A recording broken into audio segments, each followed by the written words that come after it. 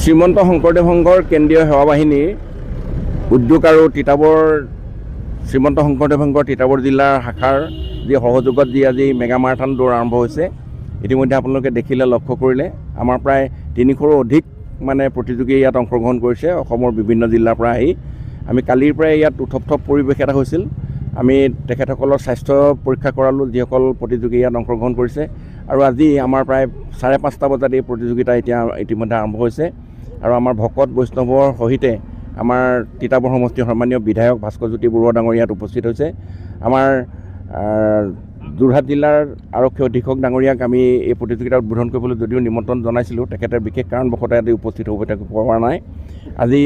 আমাৰ তিতাবৰ সন্মানীয় বিধায়ক ভাস্কৰজ্যোতি বৰুৱা ডাঙৰীয়াই এই প্ৰতিযোগিতা উদ্বোধন কৰিলে আৰু ভকত বৈষ্ণৱসকলে আশীষেৰে এই প্ৰতিযোগীসকলক আগবঢ়াই দিছে ইতিমধ্যে প্ৰতিযোগিতা আমাৰ চলি আছে শ্ৰীমন্ত শংকৰদেৱ সংঘ অসম কেন্দ্ৰীয় সেৱা বাহিনী আজি তেখেতসকলৰ উদ্যোগত আৰু তিতাবৰ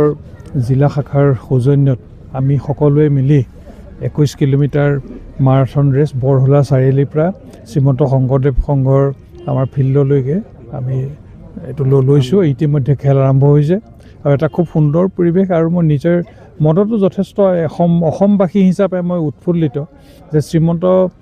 শংকৰদেৱ সংঘৰ কেন্দ্ৰীয় সেৱা বাহিনীৰ যিসকল যুৱক এই পাহুৱাল যুৱকসকলে অসমৰ ভৱিষ্যত প্ৰজন্মৰ আমাৰ যি ভৱিষ্যত তাত তেওঁলোকে প্ৰতিনিধিত্ব এটা অংশ তেওঁলোকে প্ৰতিনিধিত্ব কৰে আৰু ময়ো আজি ৰাতিপুৱাই যিটো এই মাৰাথন যিটো ৰেচ ইয়াৰ এটা আমাৰ বিশেষ বাৰ্তা বহন কৰে কিয়নো আমাৰ খেলেই হৈছে আমাৰ মূলতঃ আমাৰ একতা